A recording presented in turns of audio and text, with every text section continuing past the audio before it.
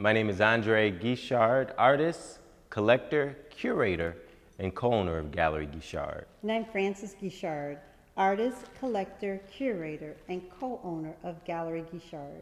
Tonight, we have a great surprise for you. We will be having a quaint conversation with Pearlie Taylor so you can understand the motivation and inspiration, and a lot of times the process behind some of these masterpieces.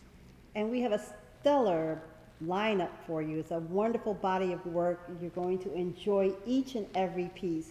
Again, it's like so vibrant, and 80 years old, Pearlie Taylor is an amazing artist. The energy you can feel in her work, so come ahead and join us for an amazing ride. This is our first solo exhibit of Pearlie Taylor, and it's entitled Abstractly Bent. How you doing, Pearlie? Hi, Pearlie. Hi, I'm good, thank you. So we are very excited. Excited about this. We both are. I was telling Frances, and I think I mentioned to you, I don't know if I'm more excited than you are. Probably not. Watching you continue to grow and develop, and being a fan of your work myself, I have to start off by asking, is this solo exhibit a retrospective of the different styles and approaches that you've had with your art in the abstract space? It's not so much a retrospective, because by the time I started exhibiting, I was coming off of figurative work. And most people haven't seen any of the figurative pieces that I've ever done. So I evolved into abstract over a period of time. The abstract happened because, I guess because I started at a point where I became free. Because most times when you're figurative, you have to plan it, you have to sketch it out most times, and you really create a story when you're figurative. When you become abstract, as your work lean more toward abstract spectrum, you loosen up a lot more, and you're not so bent on having a story. What you are more interested in, at least what I'm more interested in, is bringing out my true self, my inner self, to see how I feel about things, how I feel about colors. I want to know where the colors take me. And as I was growing into being abstract, what helped me a lot, I watched the movie of one of my favorite artists, and that was Jackson Pollock. I love that movie. Struggling to become abstract, when I watched him, I saw how loose he was, how he walked around with his brush, and the paint was just so nonchalant. And I liked the way the paint just fell where it fell. It did what it did. And it was just a continuous process. And at some point he stopped. And I felt that whole thing, especially the freedom part. And I wanted to be able to express myself and be free at the same time. So when I started working with the abstract paintings, and I started using paint that was a little more fluid, I started feeling different about my work. And I started to really like what I was seeing and the way the paint itself was telling the story. Rather than me creating a story intentionally, the paint was creating the story for me. And each time I laid down a color, it told me to do something else. So it was kind of like coaxing me along to instinctively to do this next. You see this, so you do that. And after a while, you're moving around the painting as one. So it's kind of like a waltz, kind of. And believe it or not, music makes a big difference to an abstract painter. You can move with the flow of the music and do an entirely, that kind of controls your movement as you walk around. So if you hear something, like if you're listening to a little rock and you hear that a lot of that screeching and stuff, I'm not really a fan of rock, but sometimes I like it when I paint because it energizes me. And I know something's coming up and I can just throw some paint somewhere and it fit right in. That was the color. That was what it was supposed to do. So I think I've always been an abstract artist at heart. Just I never had the time when I was younger to explore that. And I didn't have the time to think about how to explore it because I was always busy doing other things. You know, we love the energy your paintings have. They have such youth and vibrance, and the colors are just amazing. And then, you know, it's a lot going on. And I heard a client say that it made them feel like it was really their, you know, persona, and that it made them feel as though the painting was made specifically for that person. And so lots of times your paintings have that feel. And I just want to know, with the title Abstractly Bent, how does that fit into, you know, how things come together with your artwork and your expressions of your abstracts? Well, I don't know if I should tell you this, but I've been married a couple of times and my husband's always thought I was a little weird. Said you're weird, but they would say stuff like, you're a funny little woman. And that was because I like to talk about things in the abstract. And I was always into astrology, astronomy, and stars, and that.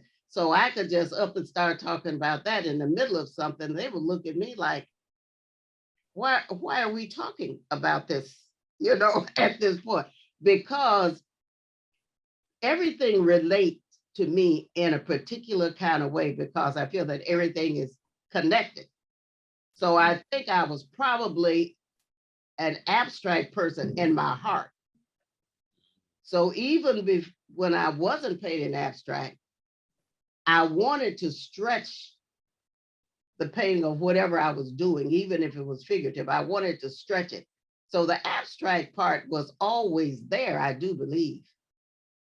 So I can't say I became an abstract artist so much as I can say it was always there. And being free is another strong point with me. Free to be, free to do, free to go, free to have. I'm very, very set on that. You strict my freedom and there's nothing we can do together. I can't live in that kind of environment. I can't strive in that kind of environment. Freedom is a big deal. And I think that's where the abstract came in handy because in my mind, regardless of what anyone else thinks, I never make a mistake to me. Wherever I put that paint, whether it's a brush or I'm throwing it in, wherever it lands, the universe says that's where it's supposed to go. Yeah. Love it. There are no mistakes for me. Now, other people might feel like, oh, I didn't intend for this, but even when I was a little figurative, it may have had a little abstract tone to it because wherever that brushstroke landed, I thought it was interesting, even if it was a little off. So I think my head always worked in that manner, which is when I did become totally abstract, I enjoyed it so much. You know, it was like I was in a whole brand new world. Every single painting was going to be different. I cannot duplicate anything.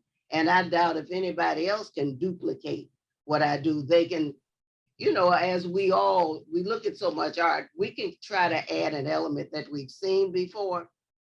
I find that hard to do with other abstract artists. I'll look at it and I'll love it. And even if I try to emulate it, my mind and my head won't let me go all the way there. Now, except when I'm trying to emulate my favorite artist, and that's Jackson Pollock. I try to pick up his style because it's really a love affair, you know, and I always will have a piece in the manner of his work hanging in my home because I want to see something like that every day. So I didn't become abstract. I think I was always abstract, Wow. abstractly bent from the beginning. Abstractly bent, and I love it. And for me, I often look at your work and I feel like I'm getting a little window into the inside of your mind, which is full of energy, complexity, layers. I mean, even the piece behind you, if you could even tell us about that, that's one of the pieces from the exhibit. But Mhm. how do you know when to stop, Pearlie, as an abstract painter to another abstract painter? There's a level of sophistication already in your work, but when do you know that it's done? That's an excellent question. And I still have difficulty with it. The moment the painting starts to speak to me and I really like it, I know then I'm getting close to the end. Because if I could continue to do much more after I feel that way about the painting, for sure, I'm going to mess it up. It's not going, I won't see that anymore, and all the wonderful elements will be gone. Mm, So I've learned to stop and just step back. I'll go home from the studio at that point. And when I come back the next day, sometimes I'll do a little bit more, but most times not. I like to trust the feeling that I had when I stopped, when I really felt good about the results. mm, love it. Beautiful. And I just want to ask a question about that piece on the left of you, or is that the right of you? But It's to my right. you're right, my left. That beautiful pink and green flower. I gotta know a little bit more about that piece, 'cause I love it. That is an experimental piece that I started a couple years ago. And it's standing there because I brought it out thinking I could work on it a little bit more for the show. But I couldn't come to terms with it. But actually, it's a little bit figurative because it's really a person singing. There's an eye and a mouth, and the blue has glitter because it's a real, the person is a star. Oh, And I'm trying to show that in there. Oh, the energy of the person, and you can see a microphone and a hand and kind of a leg, and they're a star. So that's in my mind. But I can't seem to do any more. I don't have any more ideas about it because that's the piece that makes me think. The paint has to go in particular places and so forth. I can't just go there and throw a handful of paint on it or put in a color to try to do something. I have to look at it. I have to think about it. And I'm not geared that way anymore, which is why I'm struggling. When I started the piece, I was very satisfied with the way it was shaping up. But I reached a point where I didn't know what else to do with it because I had to think about it then. And if I have to think that much about a painting, I'm stymied because I'm out of the habit of that now. Back in the day, I could sketch something out, I could add elements to it from other paintings, I could do all that, but I'm out of that now. So it's kind of like I would have to have nothing else to do to finish that painting. wow. Maybe it's finished. Yeah, yeah. And I actually love the diversity of it and so many other things. It almost has a pop art feel to it, Mhm. It does. abstract / Pearlie fingerprint, which, as I say that, I want to digress and just talk about how you are the embodiment of your work, because your work is full of energy and complexity.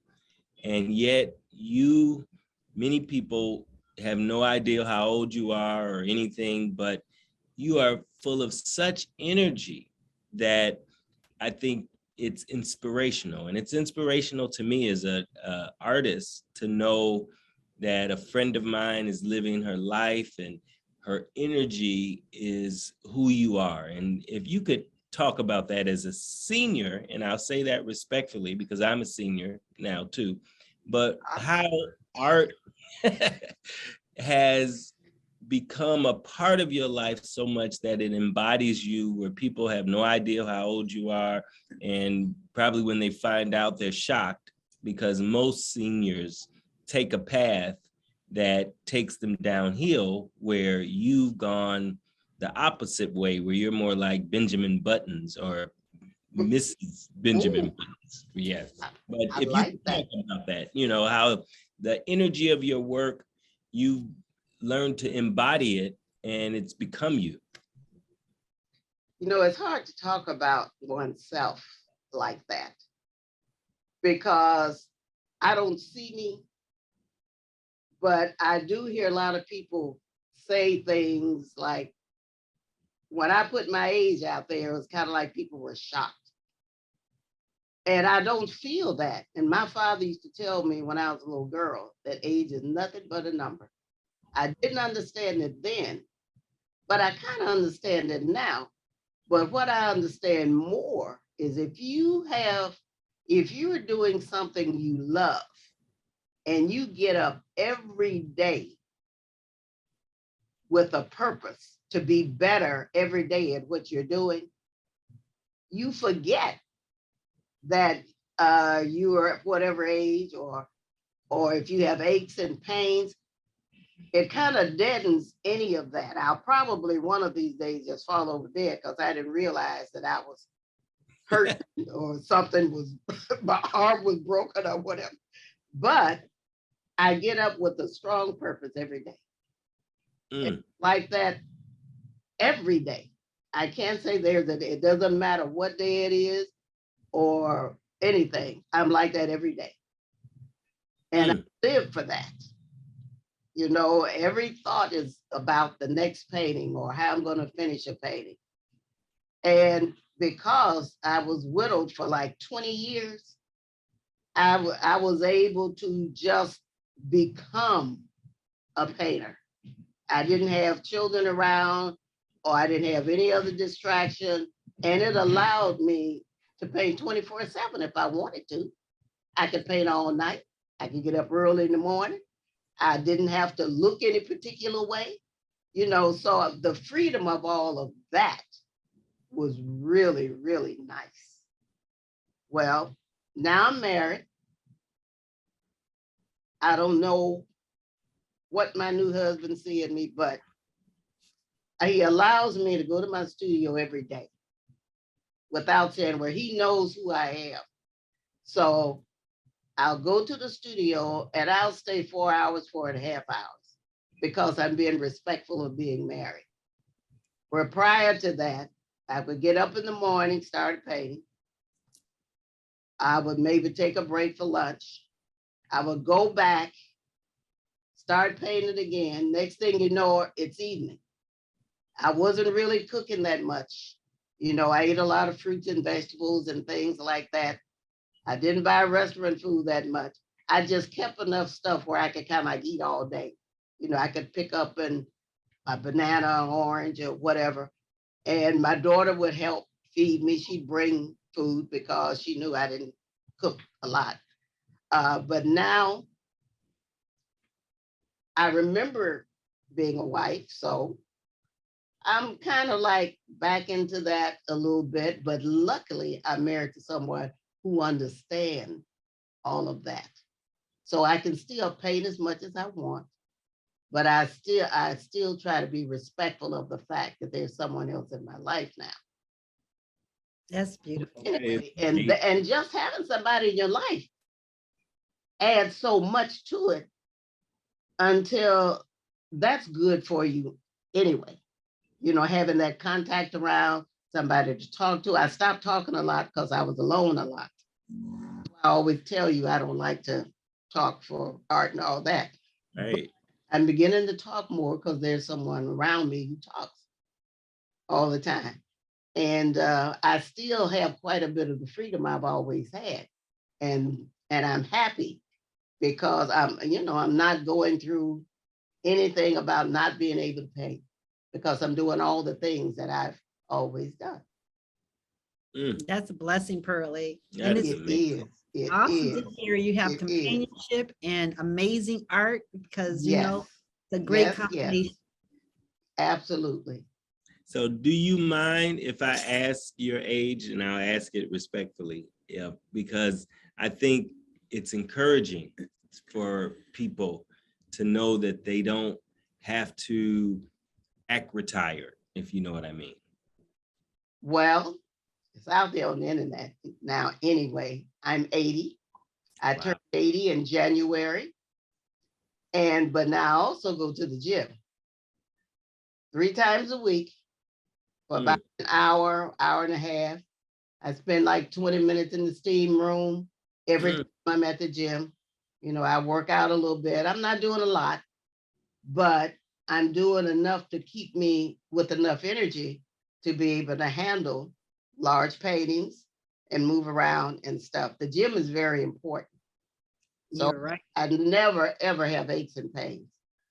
If I do, I'll probably forget about them because I'm thinking about my next painting or right. So So this is business, you have to. absolutely. Absolutely. So the gym is important. And I eat well, pretty healthy. And that's all I can say. I'm not really doing too much anything about it's genetics, probably more than anything else. I think it's all that. So your health, Yeah, your happiness, everything you're doing, you're painting, absolutely. and you're doing it well. I Well, agree. thank you so much. And thank you for allowing a window into the mind and studio of Pearlie Taylor. And we are so excited about Abstractly Bent, a solo exhibit of Pearlie Taylor that opens on July 15th. And you can drop in virtually and see the entire show. After you visit the exhibit, you can come back and art binge with your family. It's as easy as 1, 2, 3. Go to www.galleryguichard.com and go to the virtual exhibit catalog section. And the Abstractly Bent exhibit is virtual exhibit catalog number 22. And you can walk around and take your time with each of the pieces. And of course, Pearlie is available to talk at the opening, but we're also available for you to see any of these paintings in person after you walk around virtually. So thank you, Pearlie, for touching Gallery Guichard with your creativity. And we are so happy for you. Thank you, Pearlie. And Thank you so much for allowing me to have the exhibit and for being a part of my life. You're so welcome. And we're blessed too to have you. Yes, we are. So we are blessed, and we want to bless other people with your artwork. If anyone is interested, they can also email us at galleryguichardsocial@gmail.com. Any of the pieces they like, screenshot them and send them on over. All right. Thank you, Pearlie. Thank you, guys.